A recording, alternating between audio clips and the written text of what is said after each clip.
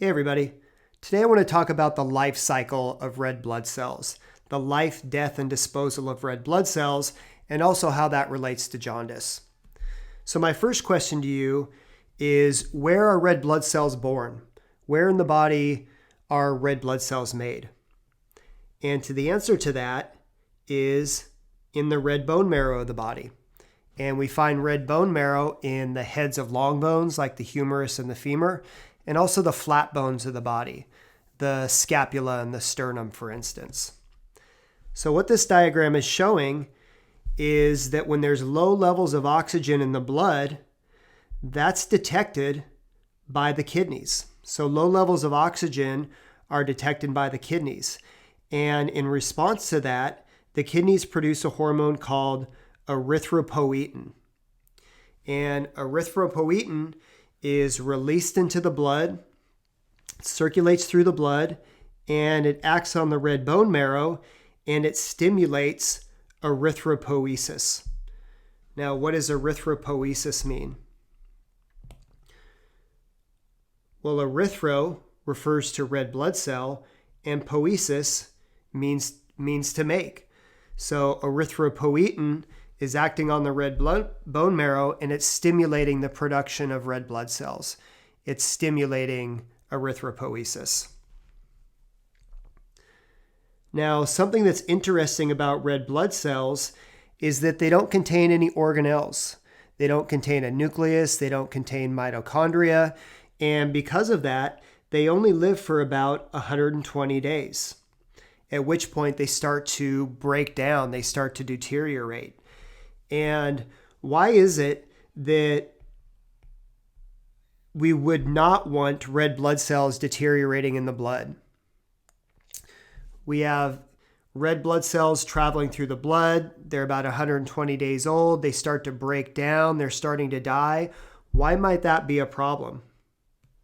What do we find in red blood cells that might make that a problem? Well, red blood cells, even though they don't contain organelles, they contain a lot of hemoglobin molecules. There's about 250 million hemoglobin molecules in each red blood cell. And that's the potential problem. We don't want these hemoglobin molecules circulating around in the blood because they can cause real problems for the body. They can block kidney tubules and cause renal failure, for instance. So what's going to happen is that these aging and dying red blood cells are going to be broken down in both the liver and the spleen. And these macrophages, these white blood cells in the liver and the spleen that are going to break them down, they have a choice. They can either take these components of the red blood cells and they can recycle them, they can reuse them, or it may be the case where there's components that they have to get rid of them. They have to dispose of those red blood cell components from the body. So the red blood cell components are either going to be recycled or they're going to be removed from the body.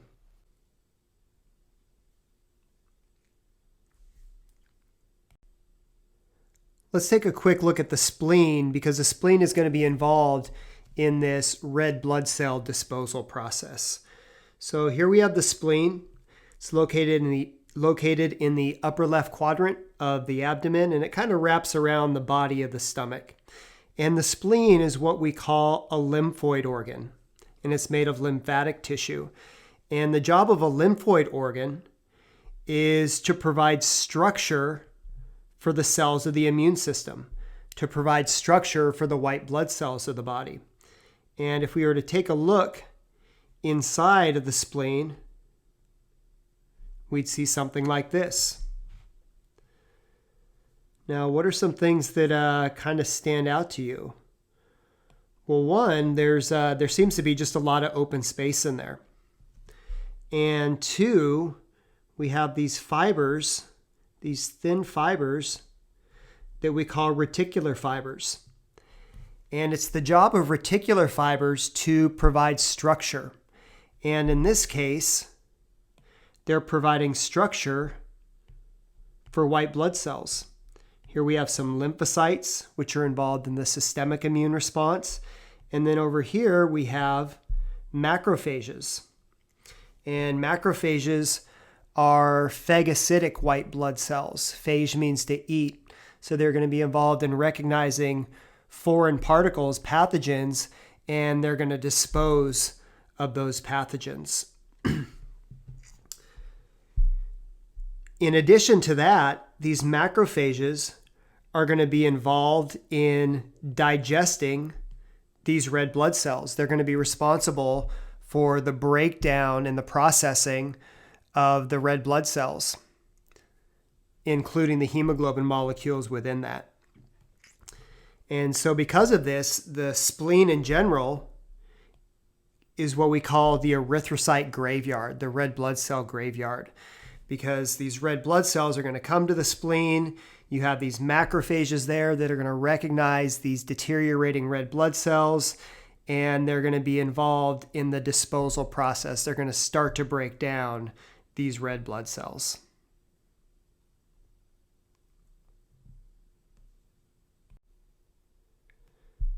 And this is a really interesting side note about the spleen, and it has to do with these people living in the Philippines and Malaysia that can hold their breath for an extremely long period of time, and it's spleen related. So I'll just go ahead and read through this. Most people can hold their breath underwater for a few seconds, some for a few minutes, but a group of people called the Bahawa takes free diving to the extreme, staying underwater for as long as 13 minutes at depths of around 200 feet. These nomadic people live in the waters winding through the Philippines, Malaysia, and Indonesia, where they dive to hunt for fish or search for natural elements that can be used in crafts. Competitive breath hold divers have only two options to increase their time underwater. Through training, they can try to boost their lung capacity or increase their red blood cell count. Over hundreds, if not thousands of years, however, a group of Southeast Asian sea nomads known for their deep diving prowess has evolved a better solution. Larger spleens. Those of the sea nomads are about 50% larger than the spleens of unrelated non-diving neighboring groups. And this is where it gets pretty interesting. The spleen holds oxygenated red blood cells. So not only does the spleen break down, not only is it the red blood cell graveyard, but on the other side of the coin, it holds oxygenated red blood cells, nice healthy red blood cells that are oxygenated and ready to go. So presumably an enlarged spleen injects more blood cells into the circulation and makes more oxygen available for basic body functions during prolonged dives. And this is from National Geographic. And another interesting physiological response that's related to this, it's called the diving response. And I'll just read this again. If you hold your breath and plunge your face into a tub of water, your body automatically triggers what's called the diving response. Your heart rate slows, your blood vessels constrict, and your spleen contracts. All reactions that helps you prolong and save energy for where you're low on oxygen. So this contraction of the spleen during the diving reflex is releasing all these oxygenated red blood cells into the blood and presumably allowing for these people to hold their breath for an incredibly long period of time.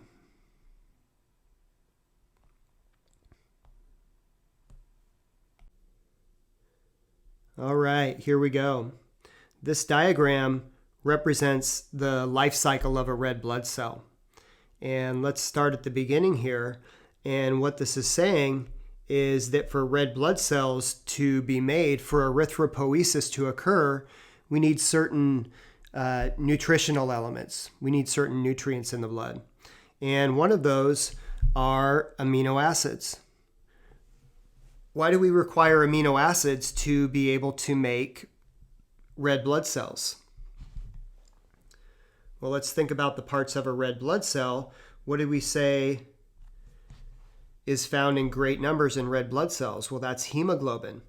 And you have 4 globin chains, and each one of those globin chains has a heme molecule in it. Well, what are these globin chains made out of? Those are proteins. And proteins are strings of amino acids. So we need amino acids in the diet to be able to make the globin chain portion of the hemoglobin molecule. What about iron? Why do we need iron? Well, if we look at these heme groups, there's one heme group associated with each globin chain, and I realize this diagram is small, but right in the middle of the heme group is an iron molecule.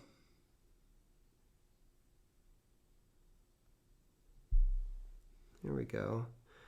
And why do we need that iron molecule? Well, that iron molecule is where oxygen is going to bind. So the O2 molecule is going to actually bind to the iron portion of the heme group.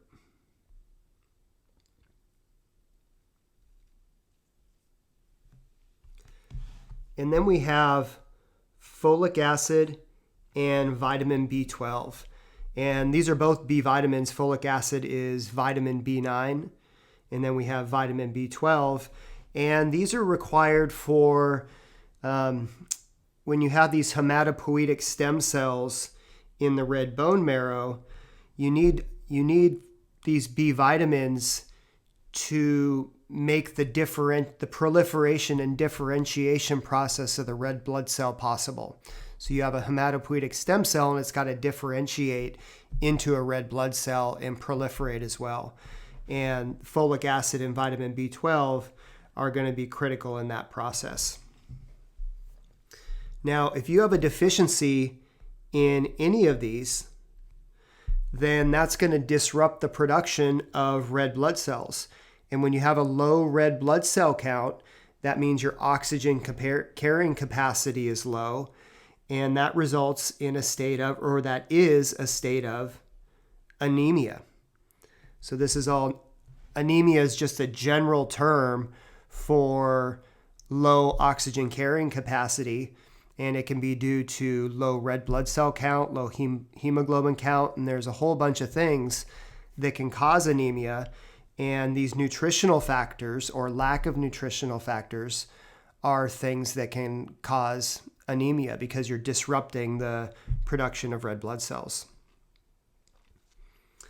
So here we go. Assuming we have adequate nutrients, that means that erythropoiesis is going to be able to occur in the red bone marrow of the body. Those red blood cells circulate for 120 days and do their job, carrying oxygen to the cells of the body. But then after 120 days, they start to break down, and we need to do something about it. And so that's where the liver and the spleen come into play. And the rest of this diagram down here is basically just showing how we take these red blood cells and how we break them down.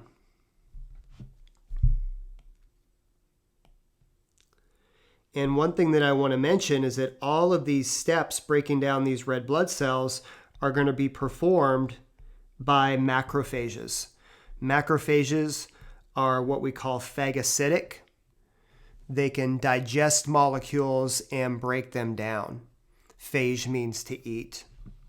So the first step that we're going to do is we're going to take these red blood cells and we're going to separate the hemoglobin from the rest of the cell. We're going to take the cell fragments, and by cell fragments, that mostly means the phospholipid bilayer, the plasma membrane that forms the boundary of the cell. We're going to separate the phospholipid bilayer or plasma membrane from the hemoglobin molecules. And let's take a look at the plasma membrane. So here we have the plasma membrane. It's a phospholipid bilayer. We have phosphate heads, and then we have fatty acid tails. Is this something that the body wants to get rid of? wants to dispose of, or is this something that we can recycle? Well, this is something that we can recycle. We're going to save those phosphate molecules, save those fatty acid tails, and use those, repurpose them and use those for maybe to make other cell membranes. So that's something that we're going to recycle. What about hemoglobin? This is where it gets a little more complicated. Hemoglobin has, a few different parts. It has the globin chains that are made up of proteins, and then it has the heme groups, which has the heme molecule itself, and then it has the iron in the middle. And so this is where we're going to spend the rest of our time talking about how the body deals with these hemoglobin molecules. It says hemoglobin must be disposed of more precisely, or it can block kidney tubules and cause renal failure.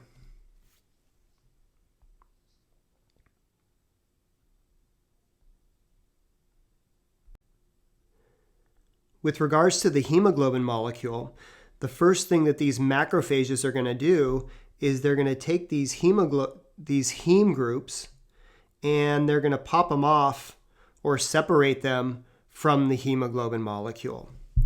And so we have these heme groups, and we'll come back to that.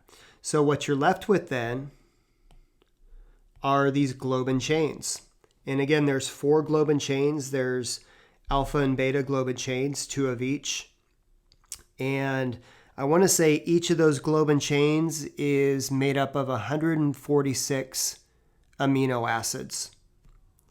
So the question is, what does the body do with these globin chains?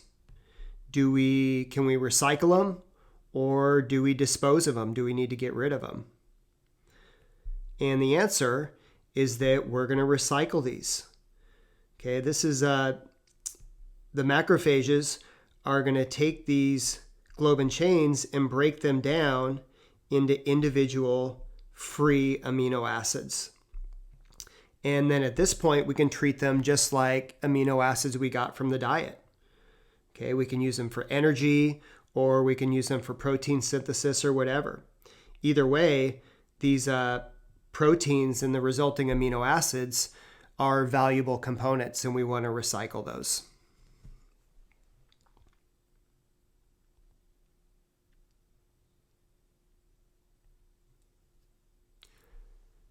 Now let's get down to the heme group.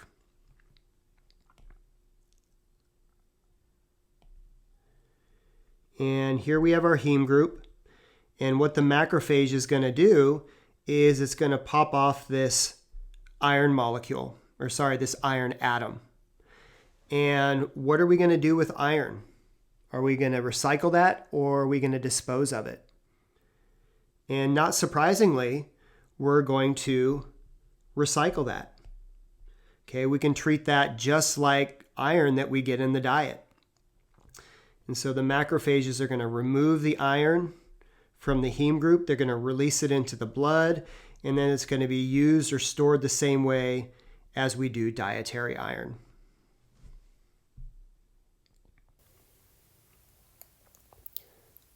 So what happens next? Well, we've taken this heme group and we remove the iron. And when we do that, this is what we're left with. And what this is this kind of complex carbon structure with some nitrogen molecules in it as well. Basically, the heme group without the iron. What this is it's a molecule called biliverdin. And this is a greenish bile pigment, and it's going to be further converted to a yellow-green bile pigment that we call bilirubin. So I guess we can say this is a bilirubin molecule up here. And so here's we go. Biliverdin is converted to bilirubin, and bilirubin is the problem molecule. So far, everything that we've dealt with the red blood cell, everything that we we've been able to recycle. But now we've gotten down to this heme group without the iron, which is bilirubin, and this is the problem molecule. Okay, this is the one that we can't recycle, so it has to be eliminated from the body. And if we have high levels of this bilirubin molecule that build up in the blood, then that causes a condition called jaundice, which is a yellowing of the skin, yellowing of the eyes. Okay, it's when you have high levels in the blood, you can essentially see that yellow bile pigment, that yellow-green bile pigment coming through in the blood. So we have to get rid of this. And my question to you is, what are some ways that we can eliminate substances from the body? We want to get rid of this bilirubin molecule. How are we going to do it? Well, one of the ways we can get rid of waste products from the body is through our breath. Okay, we can eliminate carbon dioxide, for instance, through the breath. What's another way?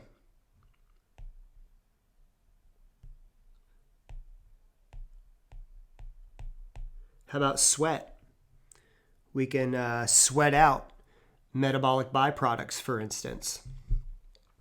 What's another way? The urine. We can eliminate metabolic and unwanted products through the urine. And on that same note, we can eliminate molecules or unwanted substances through the feces. And this is what we're going to do with bilirubin. We're going to take this problem molecule and we're going to get rid of it, remove it from the body through the feces.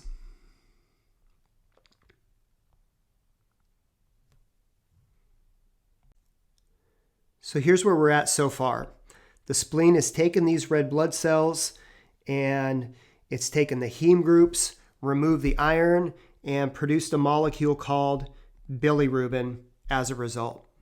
So what the spleen is going to do, it's going to release that bilirubin into the blood, at which point it's going to travel through the blood and it's going to be taken up by the liver. And this is where the disposal process begins. And my question to you is that we have this bilirubin that's being taken up by the liver, and we decided that it's going to be removed through the feces. Well, how is that bilirubin going to get from the liver into the feces? What's the disposal route for this bilirubin once it's taken up by the liver? And maybe you can look at this diagram and try to figure that out.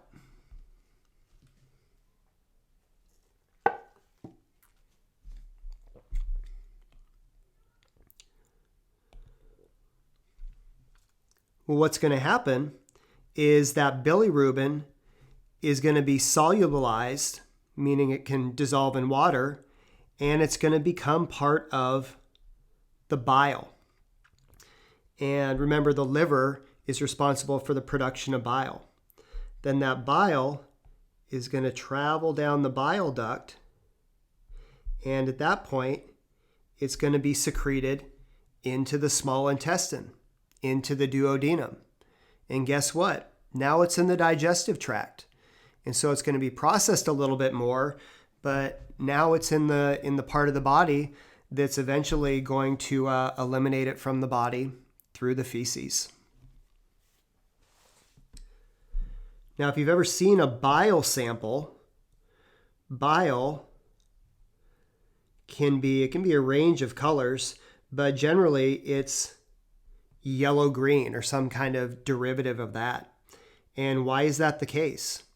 Well, the reason bile is yellow-green is because of this bilirubin. Bilirubin is a pigment molecule. It's a yellow-green pigment molecule. Now, on that same note, something that I want to point out is that, well, I'll pose this question to you. First of all, what is the purpose of bile? From a digestive standpoint, What is the purpose of bile? The purpose of bile is to emulsify fats, to take fat droplets and break it down into smaller droplets.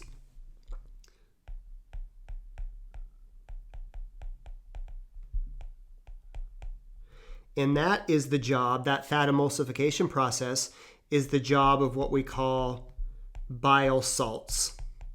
Molecules in the bile that are going to be responsible for the emulsification of fats.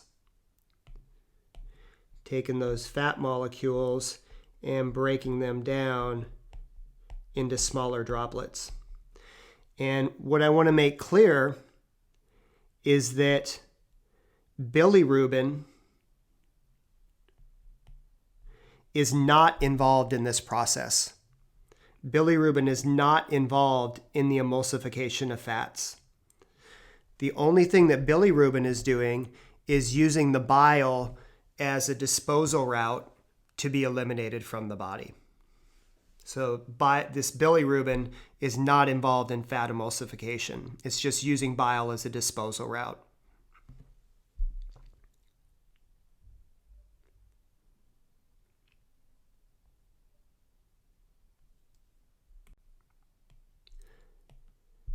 Now, like I mentioned earlier, if you have high levels of bilirubin that build up in the blood, that causes a condition known as jaundice.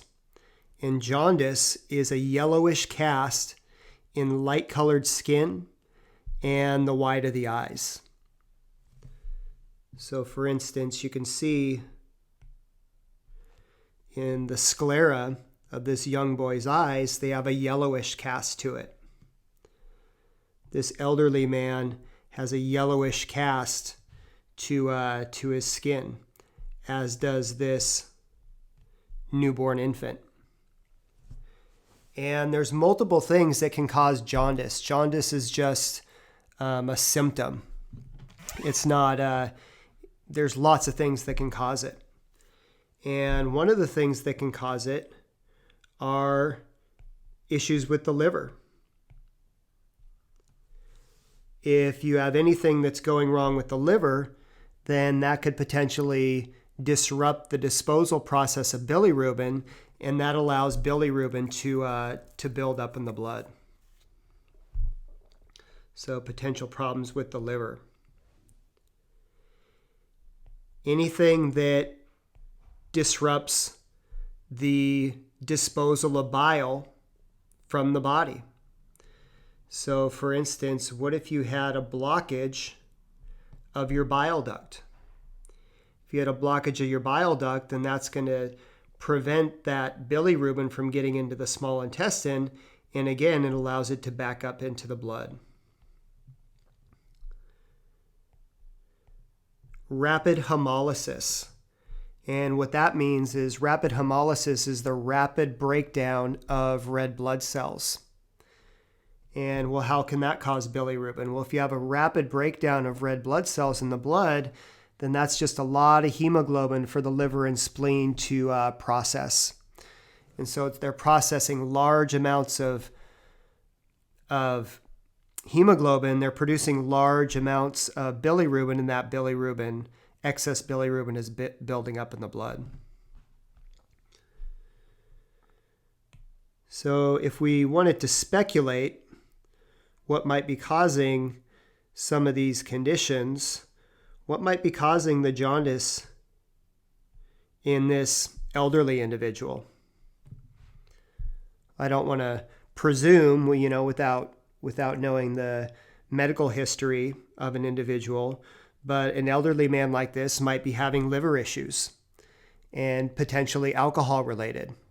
Something where the liver is not able to dispose of bilirubin properly. What about in this infant? And let's say that this is a preemie. This infant was born prematurely. What might be causing bilirubin in this instance? Well, again, it might be a liver issue. The liver may not be developed as much as it should be.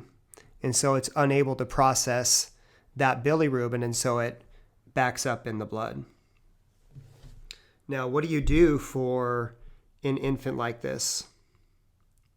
Well, fortunately, the liver will eventually develop and it'll be able to process the bilirubin. But in the meantime, they do what's called phototherapy, in which the infant is put under a blue light, I believe, and it's a light wave that basically breaks down the hemoglobin in the blood and allows it to be disposed of.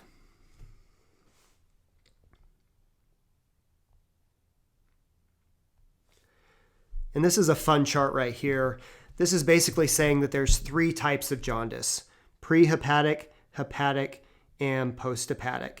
So prehepatic jaundice is going to be any type of jaundice that occurs before that bilirubin gets to the liver.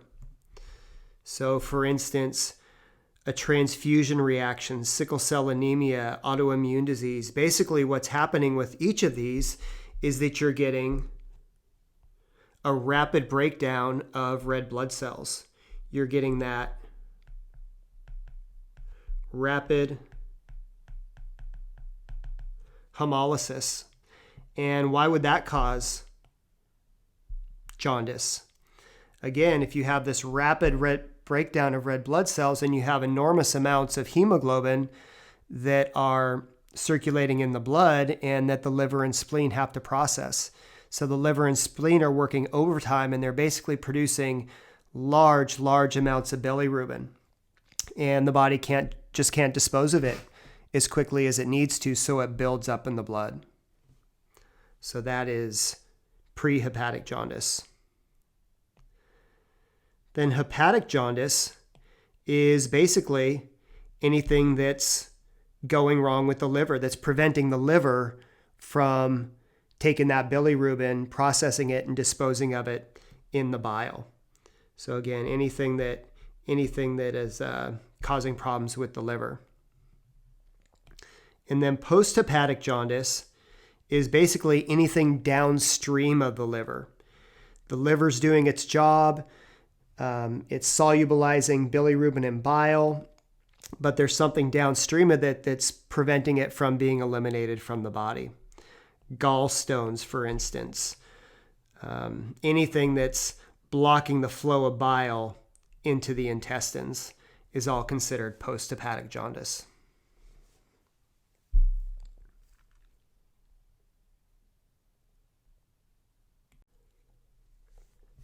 Something that I want to add because it's important clinically is that bilirubin exists in a couple different states in the blood.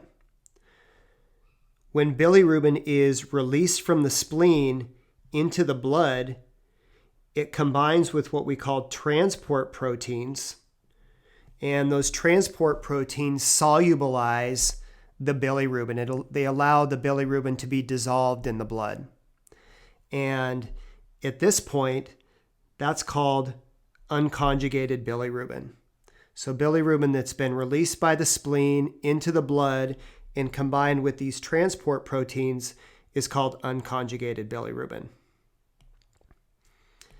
At that point, the bilirubin is dropped off, removed from those transport proteins, and dropped off at the liver.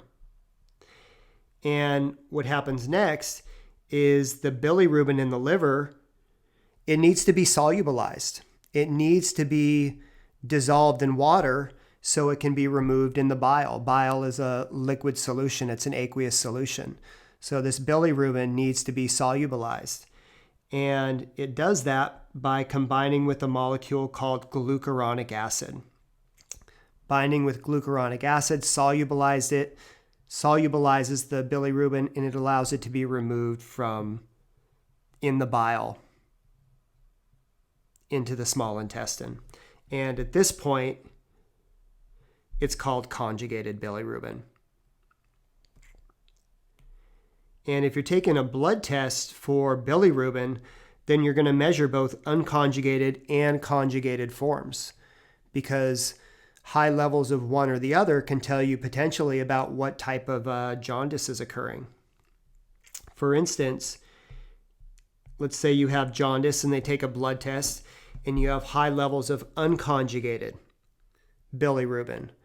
Well, does that suggest that it's prehepatic, hepatic, or posthepatic jaundice? What that suggests is that it's prehepatic jaundice. It suggests that perhaps red blood cells are being broken down in the blood, and the spleen is just getting overwhelmed by the amount of hemoglobin that it's processing, and the spleen is just pumping out abnormal amounts of unconjugated bilirubin.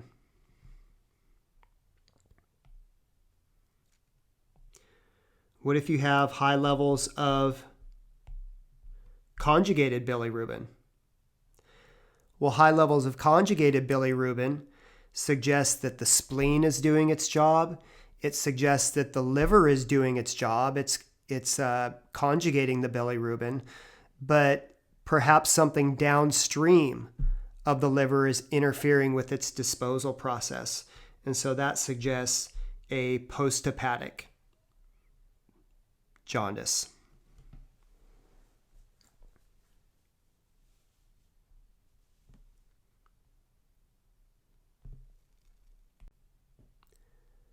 So this is it. This diagram outlines the disposal process of bilirubin after it's been released from the spleen. So you have bilirubin that's released by the spleen. It combines with albumin in the blood, and it becomes unconjugated. So that unconjugated bilirubin is then dropped off at the liver. And in the liver, it combines with glucuronic acid, and that turns it into conjugated bilirubin.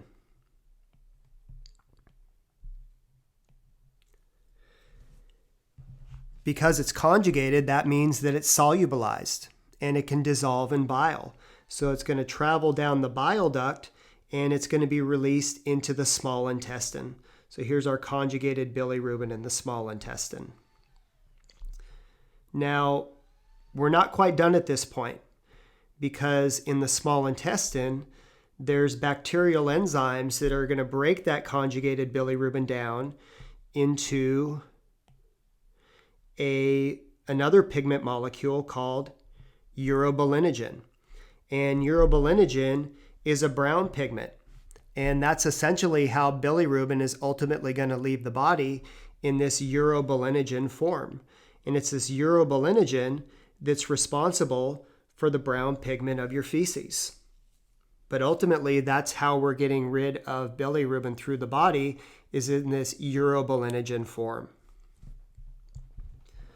Now, what would happen if you took a stool sample and it came back pale? Your stool had a white coloration to it.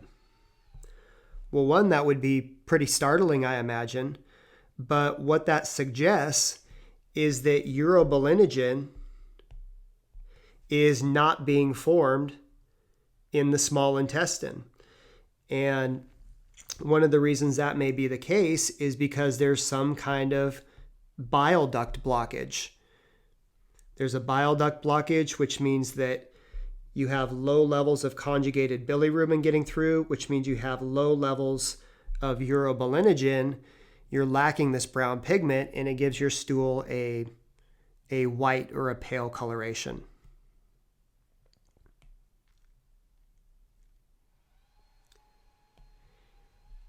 And a small amount of this urobilinogen is actually reabsorbed back into the blood.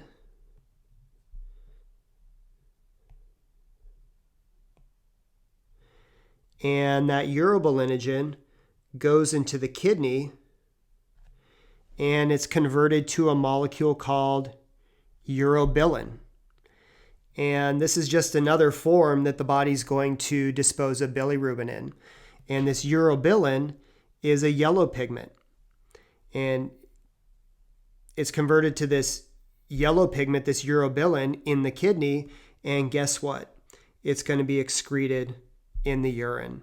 And it's this urobilin that gives your urine this yellow coloration to it.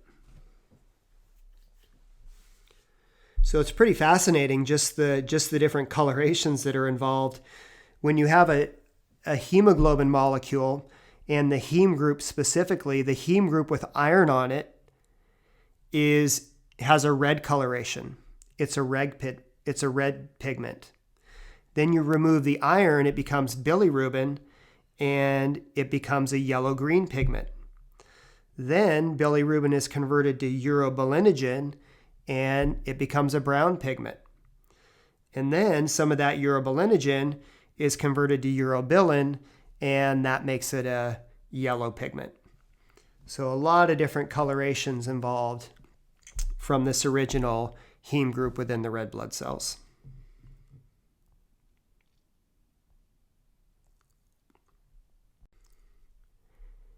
And this is just another diagram showing the same thing. We have a heme group that's converted to biliverdin in the spleen, further converted into unconjugated bilirubin. Unconjugated bilirubin goes into the blood. It goes into the liver and it becomes conjugated. That conjugated bilirubin goes through the bile and it moves into the small intestine where it's converted to urobilinogen. And this is showing that it's further converted into a molecule called stercobilin. Okay.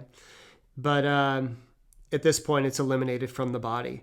And then a small amount of that urobilinogen goes back into the blood, it goes into the kidney, and it's converted into a molecule called urobilin that is excreted in the urine.